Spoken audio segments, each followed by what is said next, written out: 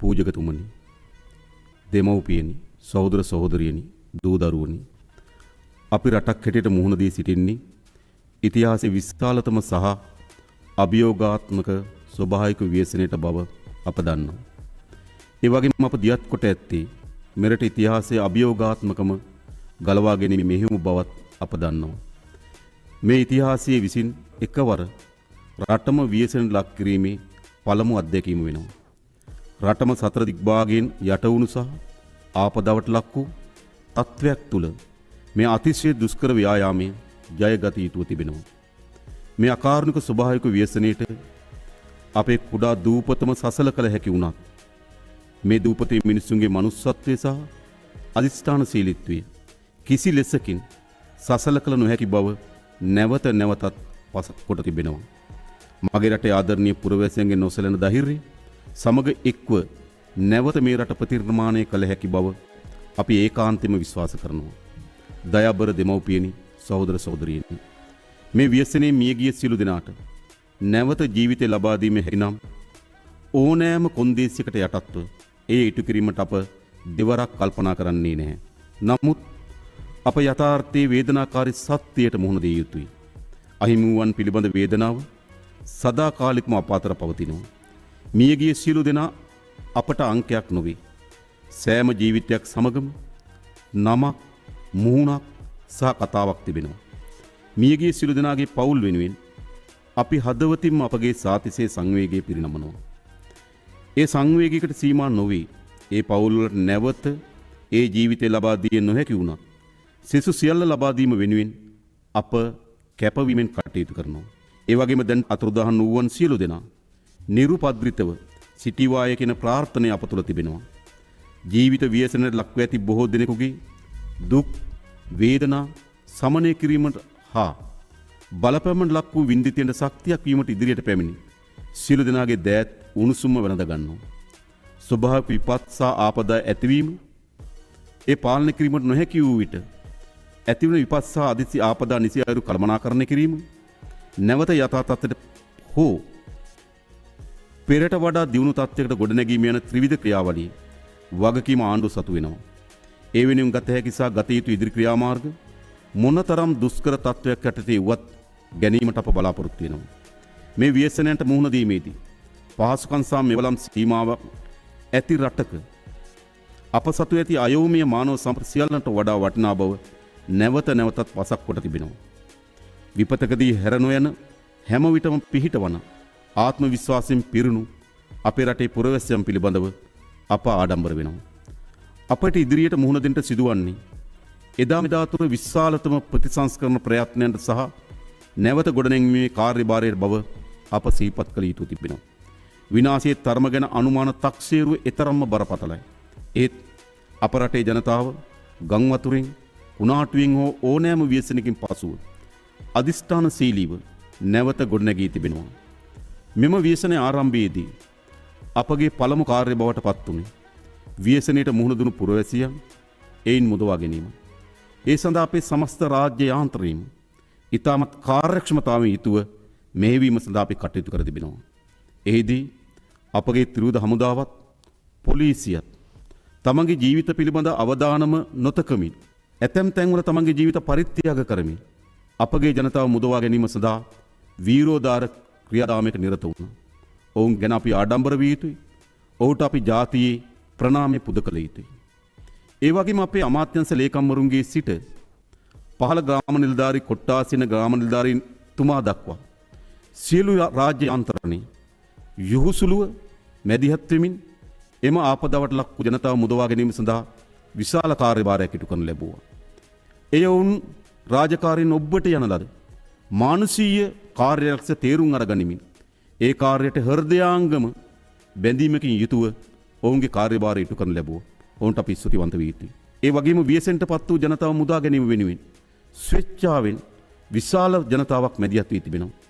තමන් ව්‍යසනයටපත් නොවුනත් තමන්ගේ අසල්වැසියන් ව්‍යසනයටපත් වීම, තමන්ගේ අල්ලපු ගමේ කෙනා ව්‍යසනයටපත් වීම, තමන්ගෙන් එහා පැත්තේ දිස්ත්‍රික්කේ කෙනා ව්‍යසනයටපත් වීම, තමන්ගේ ව්‍යසනයක් ලෙස සලකා අපේ රටේ පුරවැසියන් එම ව්‍යසනයටපත් වූ ජනතාව මුදවා ගැනීම සඳහා විශාල මානසික කාර්යභාරයක් ඉටු කරා ඉටු කරමින් තිබෙනවා.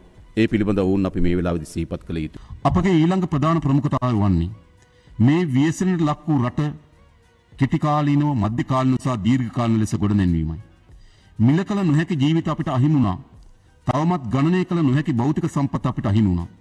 මාර්ග සහ පාලම් වල සිට පාසල් සහ ජල පද්ධති දක්වා ආපදා කලාපයේ පොදු යටිතල පාසුකම් අලුත් වැඩියා කිරීමේ දැවැන්ත මෙහෙයුමක් කළ යුතු තිබෙනවා. සීරුවෙන් සහ ක්‍රමානුකූලව හිසෝසවන්ට පොරබදමින් සිටි රටකට මේ තත්ත්වයේ සුළුපටු අභියෝගයක් නොවේ. කුඩා ස්වයං රැකියාවේ සිට මහා පරිමාණ කර්මාන්ත දක්වාද, සුළු පරිමාණ ව්‍යාපාරිකයාගේ සිට මහා පරිමාණ ව්‍යාපාරිකයා දක්වාද මේ සියලු ශේෂ්ත්‍ර තමන්ගේ ආදායම් අහිමිවීම, තමන්ගේ කර්මාන්ත කඩා වැටීමේ අනතුරකට මුහුණ දී තිබෙනවා.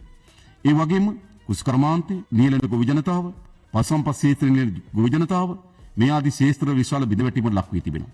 ඒ නිසා අපිට වේගවත් සැලැස්මක් අවශ්‍යයි. මෙම ශේෂ්ත්‍ර ඉතා වේගයෙන් නගා සිටවන්න. ඒ වෙනුවෙන් මේ වන විට අපි කාර්යක්ෂම සේවයක් ලබා දීම වෙනුවෙන් මේ ආපදා තත්ත්වය කළමනාකරණය කරගනිමින් වේගවත් කාර්යක්ෂම යලි ගොඩනැන්වීමක් සඳහා අවශ්‍ය වෙන නීතිමය රැකවරණ නිසා ප්‍රතිපාදන අවශ්‍යතාවය වෙනුවෙන් අප හදිස් නීතිය පනවා තිබෙනවා. මා මේ රටේ පුරවැසියන්ට එක සහතිකයක් ලබා දෙන්න කැමැතියි. මෙම හදිස් නීතිය මෙම ආපදාව කළමනාකරණයට ලක් කර ගැනීම සහ කාර්යක්ෂම අපේ රට ගොඩනැගීම සඳහා ඉවහල් කරගන්නවා ඇරණකොට වෙනත් කිසිදු මර්ධනීය ක්‍රියාදාමයක් වෙනුවෙන් මෙම හදිස් නීතිය අපි උපයෝගී කරගන්නේ නැහැ.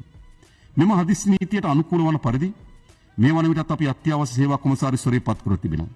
සියලු සේවාවන් අප එම එක තැනකට කේන්ද්‍රගත කර තිබෙනවා. පැය 24 පුරාම අත්‍යවශ්‍ය සේවා කාර්යාල විවෘත කොට තිබෙනවා.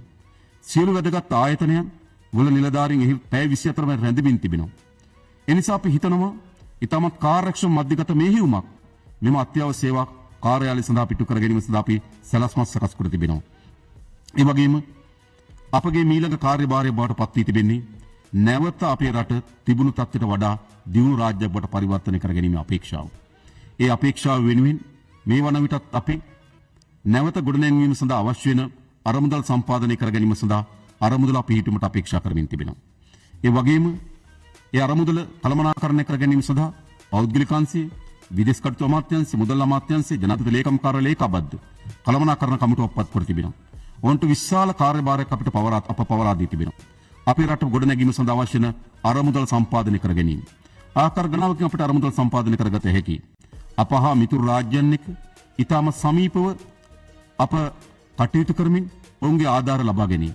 ඒ වගේම විවිධ ජාත්‍යන්තර සංවිධාන ආමන්ත්‍රණය කරමින් ඔවුන්ගේ ආධාර ලබා ගැනීම. ඒ වගේම දේශීය ව්‍යාපාරිකයන් ආමන්ත්‍රණය කරමින්, කර්මාන්තකරුවන් ආමන්ත්‍රණය කරමින් ඔවුන්ගේ ආධාර ලබා ගැනීම.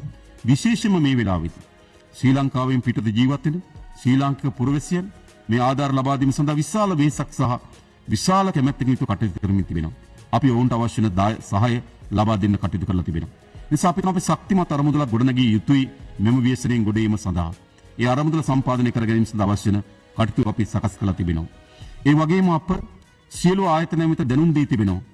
ඔබගේ ශේෂ්ත්‍ර මුහුණ දී තිබෙන අර්බුදයේ ප්‍රමාණය, ඒ නැවත ගොඩනැගීම සඳහා අවශ්‍ය වෙන ප්‍රතිපාදනයන් පිළිබඳව ශක්තිමත් ලැයිස්තුවක් සකස් කරන්න කියලා. අපි දන්න බොහෝ විට අපේ රට මුහුණ දෙන තත්ත්වය තමයි නිවැරදි දත්ත සහ නිවැරදි තොරතුරු නොමැතිවීමේ ප්‍රතිවිපාක වලට අපි මුහුණ දී තිබෙනවා. මෙම අර්බුදයෙන් ගොඩ එන්න නම් අපට නිවැරදි දත්ත සහ තොරතුරු අවශ්‍යයි. වාරි මාර්ග දෙපාර්තමේන්තුව තමගේ දෙපාර්තමේන්තුවට අයත් වාරි මාර්ග පද්ධතිය ඇති වී තිබෙන හානිය සහ ඒ නැවත ප්‍රතිස්ථාපනය කිරීම සඳහා අවශ්‍ය වන අරමුදල්. කුෂ්කර්ම දෙපාර්තමේන්තුව ගොවි ජනතාවගේ කුෂ්කර්මාන්තයට අත්වී තියෙන විනාශය, ඒ නැවත කොට නැගීම සඳහා අවශ්‍ය වන අරමුදල් ප්‍රමාණය. මේ ආදී හැම ශේෂ්ත්‍රයකම දැනුම් දී තිබෙනවා. ඔබගේ ශේෂ්ත්‍රය යාලි ගොඩ නැංවීමේ වැඩපිළිවෙලත් ඒ වගේම එම වැඩපිළිවෙල ක්‍රියාවට නගාවීමට අවශ්‍ය වන ප්‍රතිපාදනත් අපිට ඉතා ඉක්මනින් දැනුම් දෙන්න කියලා. ඒ අනුව අපිට ඉතා වේගවත් සංවර්ධන සැලැස්මක් කරහා අපේ රට යලි ගොඩ නැගිය හැකිව තිබෙනවා. අපට රටක් ලෙස දීර්ඝ කාලීන ඉලක්ක ජය ගැනීමට, එකට ජීවත් වීමට බලකල අවස්ථා ඉතිහාසය විසින් මගහැර ඇති අතර මෙවරය මග නොහැරෙන තැනට පත් කිරීමේ අදිෂ්ඨානය අපි තුල තිබෙනවා. මෙම බරපතල ව්‍යසනය අවස්ථාවේ අප වෙනුවෙන් දැන්ටමත් ඉදිරිපත් වූ අපට සහයෝගය දුන් සියලු හිතමිතුරු රටවල් වලට, ඒවායේ නායකයින්ට, පුරවැසියන්ට සහ ජාත්‍යන්තර සංවිධාන වලට අපි ස්තුති පුද කරනවා. අපේ රට නැවත ගොඩනැගීම වෙනුවෙන් ඔවුන්ගේ අඛණ්ඩ සහයෝගය වෙනුවෙන් විධිමත් යාන්ත්‍රණයක් අපි දැනටමත් ස්ථාපිත කොට තිබෙනවා. මේ තීරණාත්මක ව්‍යසනකාරී මොහොතේ සියලු දේශපාලන මතිමතාන්තර රට වෙනුවෙන් අමතක කරමු. ජාති, ආගම්, පක්ෂ, පාට බේදවලින් තොරව එකට එක්වෙමු. දේශපාලනය කිරීමට ඕන තරම් කාලය ඇති අතර ව්‍යසනයට මුහුණ දීමට විශාල කාලයක් නැහැ. අපි එක්ව රට ගොඩනගමු. ගොඩනැගු පසු ඒ රටේ වෙනුවෙන්ව දේශපාලනය කරන්න අපට පුළුවන්කම තිබෙනවා. විශේෂයෙන් මට විශාල විශ්වාසයක් තිබෙනවා. මා මේ රට ගොඩනැගීම පිළිබඳව අචල විශ්වාසකින් කටයුතු කරන්නේ. මා අපේ රටේ පුරවැසියන් කෙරෙහි විශ්වාසය තබනවා. මා අපේ රටේ ත්‍රිවිධ හමුදාව, පොලිසිය ඇතුළු රාජ්‍ය සේවකයන් කෙරෙහි විශ්වාසය තබනවා. මා මේ රටේ කර්මාන්තකරුවන්, ව්‍යාපාරිකයන් කෙරෙහි විශ්වාසය තබනවා. මා මේ රටේ බුද්ධිමතුන්, නව නිපැයුම්කරුවන් කෙරෙහි විශ්වාසය තබනවා. මා අපේ රටින් පිටත ජීවත් වෙන විදේශගත ශ්‍රී ලාංකිකයන් කෙරෙහි විශ්වාසය තබනවා. ඒ වගේම මා අපට හිතමිතුරු රාජ්‍යයන් කෙරෙහි අපි විශ්වාසය තබනවා. ඒ විශ්වාසය සහිතව මේ රට ගොඩනැගිය හැකි කියන දැඩි විශ්වාසයක යුතුව අප මෙම කාර්යභාරයට මැදිහත් වී තිබෙනවා. නියත වශයෙන්ම අපි පෙර තිබුතනට වඩා හොඳ රටක් ගොඩනගනවා. මෙතෙන් සිට එය පටන් ගත යුත්තේ බිඳුවේ සිට වුවත් අපි අභියෝගය බාර ගන්නවා. ඒ වෙනුවෙන් පටු වාද ભેද වලින් තොරව සියලු දෙනාට මේ සාමූහික ප්‍රයත්නට එක්වන්න අපි ආරාධනා කරනවා. ජාතික හා ජාත්‍යන්තර වැඩපිළිවෙලක් ඔස්සේ මනා සම්බන්ධීකරණයක යුතුව කටයුතු කරමින් හෘද සාක්ෂියට අනුවම අපේක්ෂිත අරමුණු ඉටු කර ගැනීමට කැපවීම කියා මා ඉල්ලා සිටිනවා. ඕනෑම අන්ධකාරයක ආලෝකය ඇති බව අප විශ්වාස කරනවා. මේ අඳුරු දිනයන් පහව යන බවත් අප විශ්වාස කරනවා. එනිසා අප එකාවන්ම නැගී සිටිමු. මේ කඳුළු සලන පාරාදීසය සුවපත් කරමු. දීප්තිමත් දිවයිනක් ගොඩනගමු. සියලු දෙනාටම තෙරුවන් සරණයි, දෙවි පිහිටයි.